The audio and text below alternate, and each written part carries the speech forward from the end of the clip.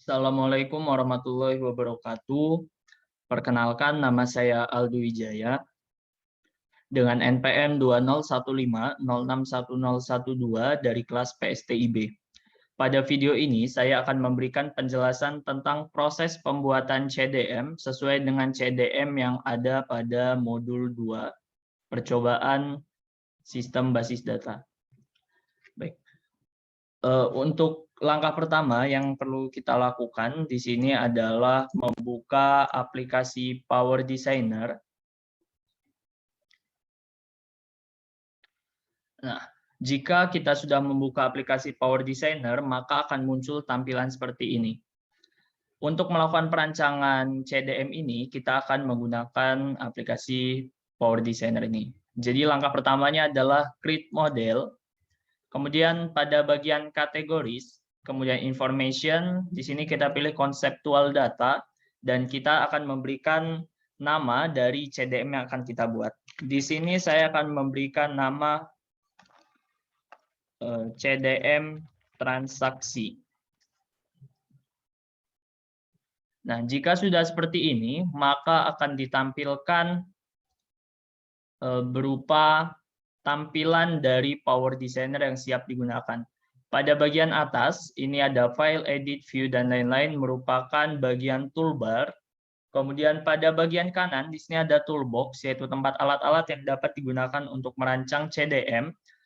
Bagian diagram 1 result list ini merupakan tab bar. Di sebelah kiri sini ada objek historis, maksud saya objek browser, yaitu tempat historis yang sedang kita buka atau yang sudah kita buka sebelumnya.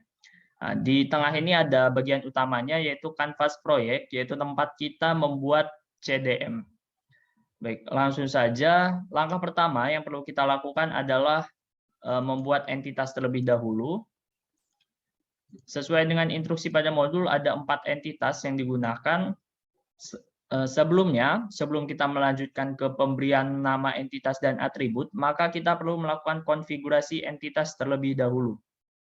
Baik, untuk melakukan konfigurasi entitas, kita perlu mengklik Tools, kemudian memilih Model Option. Pada bagian Model Setting, kita akan memberikan Entity Relationship, dan pada bagian Naming Conversion, kita akan memilih mengubah pada bagian kodenya menjadi lowercase. Tujuannya adalah supaya sistem membaca kode yang kita masukkan itu sebagai lowercase untuk semua bagian yang ada pada naming conversion, termasuk di dalamnya data item, domain, entity, file, dan lain sebagainya. Untuk package juga, dan yang terakhir yaitu relationship, kodenya kita ubah jadi lowercase. Jika sudah seperti ini, maka oke. Do you want to change the notation this model? Yes, oke. Jadi jika sudah dilakukan konfigurasi entitas seperti tadi, maka entitas akan berubah seperti ini.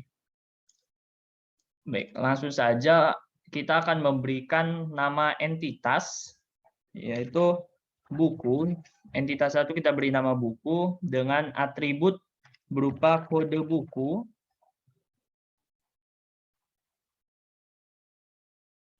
judul buku, pengarang, penerbit, tahun terbit.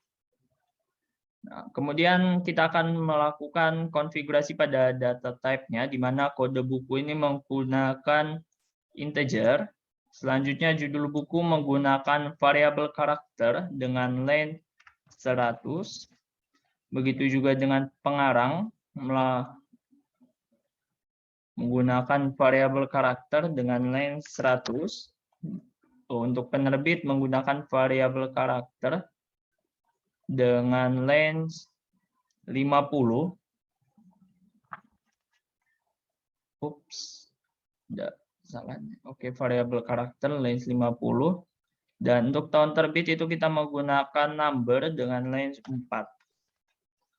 Baik, selanjutnya kita akan menyesuaikan dengan modul. Bahwasanya kode buku itu di sini merupakan primary key, dan untuk judul buku itu merupakan mandatory. Jadi jika sudah seperti ini, kita dapat mengklik OK. maka akan tampil seperti ini.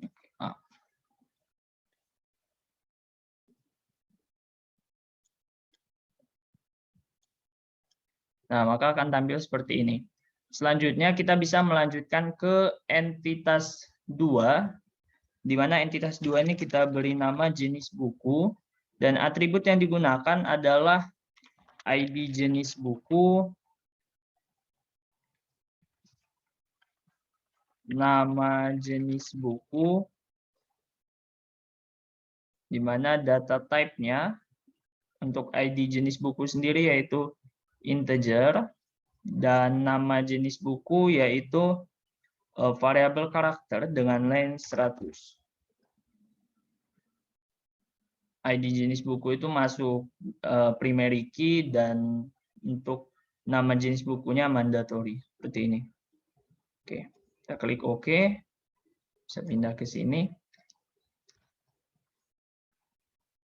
Untuk entitas yang ketiga yaitu transaksi peminjaman. Nah, atributnya kita dapat konfigurasikan ada kode pinjam, tanggal pinjam, dan tanggal kembali. Baik, di sini untuk kode pinjam itu integer, sini primary key. Untuk tanggal pinjam dan tanggal kembali itu menggunakan date, karena dia merupakan tanggal. Selanjutnya sini mandatory. Kita bisa klik OK. Untuk entitas yang keempat yaitu diberi nama pegawai, di mana pada entitas pegawai itu hanya memiliki satu atribut yang bernama nomor induk pegawai. Sehingga ini merupakan primary key-nya dan tipe datanya adalah integer.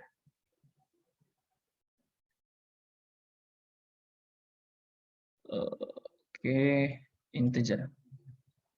Nah, jika sudah seperti ini kita bisa klik OK. Jadi di sini udah ada tampilannya, entitas beserta atributnya.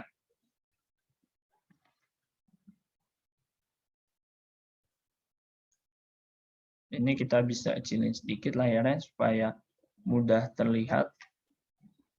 Oke, langkah selanjutnya yang perlu kita lakukan adalah memberikan relasi antara entitas yang kita buat.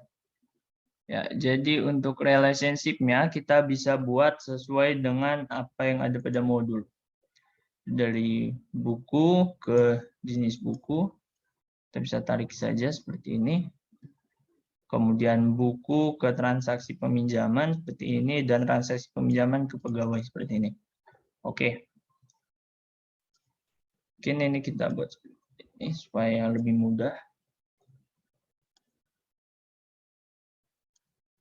Nah, untuk relationship 1, nah, di sini kita bisa memberikan setting berupa nama dari relationship-nya. Kita tulis di sini jenis buku. Selanjutnya pada bagian cardinalities, di mana buku ke jenis buku itu memiliki hubungan many to one, sehingga many to one ini karena beberapa buku itu dapat dimiliki oleh satu jenis buku. Oke, jadi di sini pada bagian buku to jenis buku itu kita dapat memilih mandatory, buku to jenis buku. Selanjutnya, jika sudah seperti ini kita dapat klik OK. Untuk relationship yang kedua, kita dapat memberikan nama transaksi pinjam. Nah, ini pada bagian cardinalities-nya sudah tepat, buku ke transaksi peminjaman itu one to many, karena satu buku itu dapat dilakukan beberapa kali transaksi.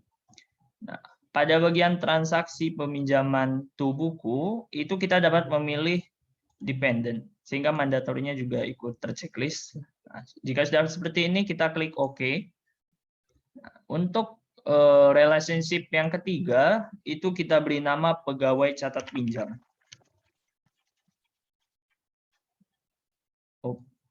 Nah, pada bagian cardinalities-nya, transaksi peminjaman itu many to one. Karena beberapa transaksi peminjaman itu dapat dilakukan oleh satu pegawai. Untuk bagian role ya, itu transaksi peminjaman tuh pegawai itu dependent. Seperti ini. Jadi oke, jadi muncullah tampilan dari entitas dan relationship-nya sebagai berikut, seperti yang ada pada layar. Jika sudah sampai di sini, maka kita akan melakukan konfigurasi pada domain. Jadi yang pertama kita lakukan adalah mengklik kanan pada nama model yang kita buat di bagian object browser. Selanjutnya kita pilih new dan kita pilih domain. Oke, untuk domain sendiri kita akan membuat nama sesuai dengan tipe datanya yang terbanyak.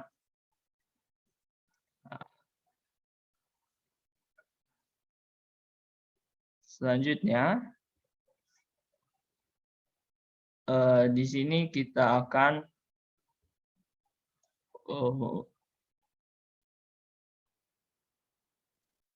jika sudah ada diberi nama seperti ini, maka kita dapat menentukan data type yang kita gunakan. Karena kita di sini menggunakan variabel karakter dengan length 100 seperti ini. Nah, jika sudah seperti ini, maka kita dapat memilih OK. Nah, selanjutnya kita juga bisa membuat satu lagi dari domain tersebut. Kita klik new domain dan kita di sini gunakan integer. Kenapa kita menggunakan varchar dan integer? Karena dua tipe data ini merupakan tipe data yang paling sering digunakan pada database ini. Ya, ini integer, kita bisa klik OK dan OK seperti ini. Nah, untuk melihat fungsi dari domain itu, kita bisa lihat atribut. Nah, di sini domain, kita bisa pilih nih. Kalau integer, kita integer, varchar. Tujuannya adalah untuk mempermudah. Seperti ini ya. Ini jika sudah seperti ini, kita bisa klik OK. Begitu juga dengan jenis buku. Kita bisa memilih domain yang kita gunakan. Sebenarnya untuk penentuan domain ini dapat dilakukan di awal, namun kita melakukan instruksi yang ada pada modul. Sehingga kita melakukannya di akhir dengan tujuan sebagai perluasan wawasan. Oke, ini integer. Begitu juga dengan yang bagian pegawai. Seperti ini. Oke. Sekian dari CDM yang telah saya buat. Apabila ada kesalahan, saya memohon maaf. Saya ucapkan terima kasih. Saya akhiri. Wassalamualaikum warahmatullahi wabarakatuh.